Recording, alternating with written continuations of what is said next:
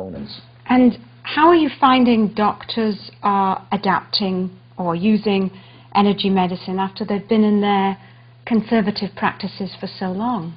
Well, I think the benefit of my experience is I've been teaching in hospitals this energetic science in the Philippines, in India, in many countries in South America. So when I brought this concept to the United States back in '93, I was doing research using this healing technique to AIDS cases in New York City.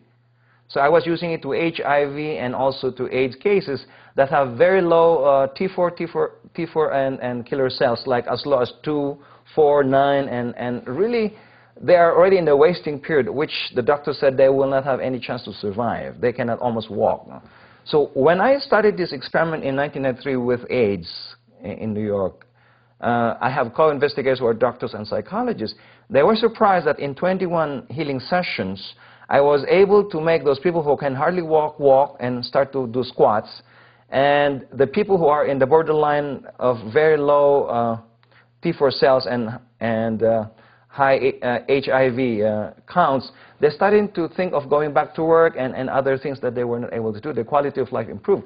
And so I said that if I can prove it to different doctors' groups on healing their specializations, this will become a good collaborative effort of the modern medicine with the healing science, as we call it, energy medicine.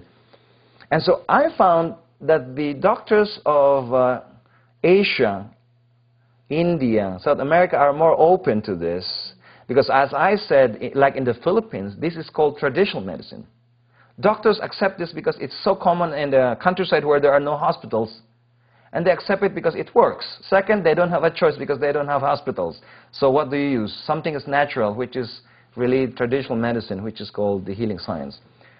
In the US, I have read from a magazine that more than 1/3 of Americans have already consumed and engaged themselves into complementary and alternative medicine. So it's becoming popular. In fact, a lot of magazines, as you said earlier, are writing about energy medicine and a lot of their health issues. So I think this is about time for energy medicine and healing science to be accepted by medical doctors. Now, the only thing is, most of the research and investigation that they did about energy medicine and healing science earlier, including the National Institute of Health in the United States, are done with healers that are not really scientific in approach. They are the mystical healers, they have the healing arts, but they don't sometimes know where the liver is. Sometimes the scientific investigators ask about their spleen and they are pointing to the right. Or they're asking the liver and they're pointing to the left. So if I'm a doctor, I won't start further investigation with a healer who doesn't know where the liver is.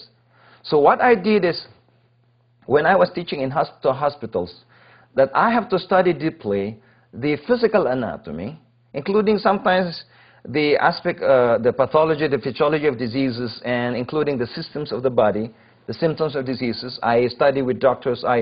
I teach doctors, but I study and gather information from them on the latest aspect of diseases.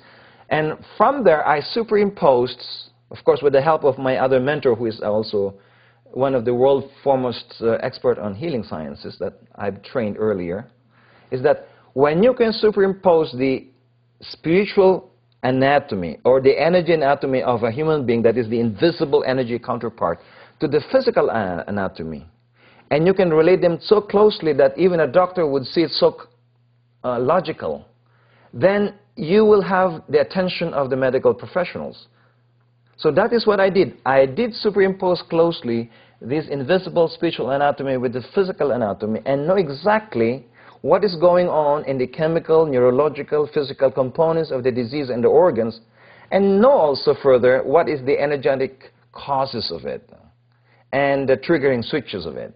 So that is why doctors today, even in the United States, are very open to me and my school, because we don't exclude what they know. We start where they know and we include what they don't know. And that's where we're starting to marry the component of allopathic medicine with energy medicine, which hopefully in the near future, very near future, will become one. And so for healthcare practitioners, this is important to learn.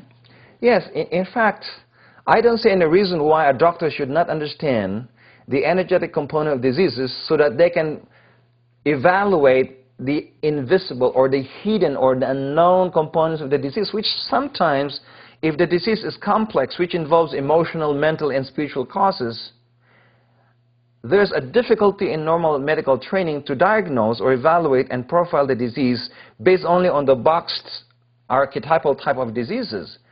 So if they understand both the physiological, the pathological, the neurological part of the disease, plus the archetypal symptoms, and they will understand the energetic component to it, then they are the best doctors around. They will understand both the physical aspect and the invisible aspect of the disease. And it's really, I think this will come into fruition eventually.